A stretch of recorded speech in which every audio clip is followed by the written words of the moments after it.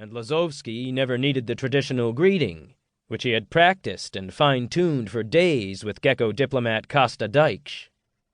Instead, along with a large group of 300, if not more, representatives of new vassals, colonies, and populations, the lone Earthling was herded into a huge circular hall in the Sovereign Palace. And there, standing behind some tall gecko, he didn't even catch the briefest glimpse of the extraterrestrial ruler. The Earth diplomat also didn't manage to personally convey his gift to the great Krong Davayesh peer, an exact copy of the golden record from the Voyager mission with all its pictures and designs. But the famous message humanity sent into deep space in the 20th century in hopes of meeting extraterrestrial civilization seemed pointless if he couldn't explain its deep meaning. So, before returning home, Lazovsky sold the gold disc for scrap, netting enough crystals to purchase an old and very patched-up anti-grav. When he made it back, it became clear that he'd been scammed by a junk dealer. The craft was of Myelonian production and thus incompatible with the parts and software that could be obtained in the nearby Gecko spaceport. Nevertheless, the anti-grav elicited colossal interest from our scientists and allowed them to understand a few of the working principles and laws of physics behind anti-gravitation.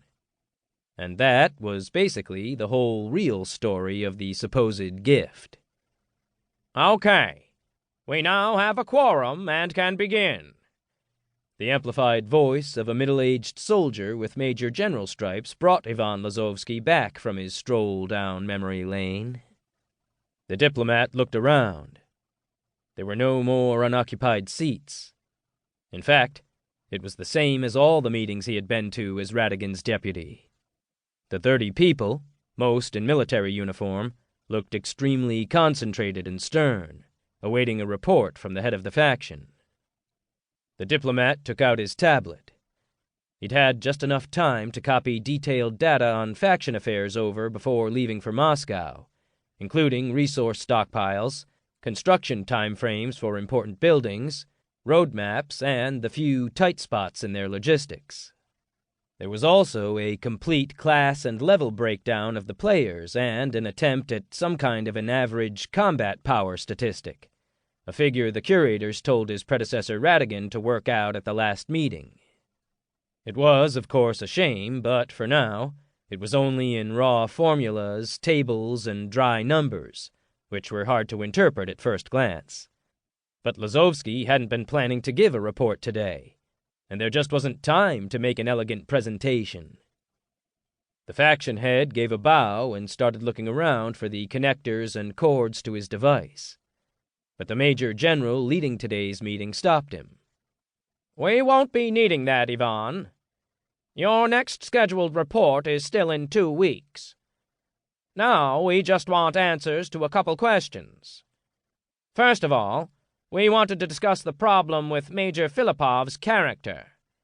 As faction head, what do you intend to do with this peculiar situation? The faction head made an official report on this very recently. As a matter of fact, as soon as he heard the news, he got out of his vert pod to do just that. Still, it was not so much a problem as a curiosity. Vasily Filipov was a highly experienced military specialist, who the curators sent under the dome to work as a strategist and counterweight to the Dark Faction's terrifying new General Uitaka. The issue was that he was given a very unexpected choice of class when generating his character, Fisher or Bard. Before making his decision, Major Filipov left into the real world to inform his superiors. Nevertheless, the game had already registered him as player number 2018, so there was no going back or replacing him. Clearly embarrassed, the Major then justified himself by saying that always he had adored fishing and singing songs around the campfire.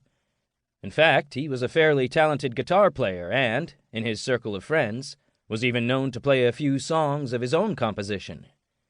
But he never imagined these hobbies were so close to his heart that they would eclipse all his professional training.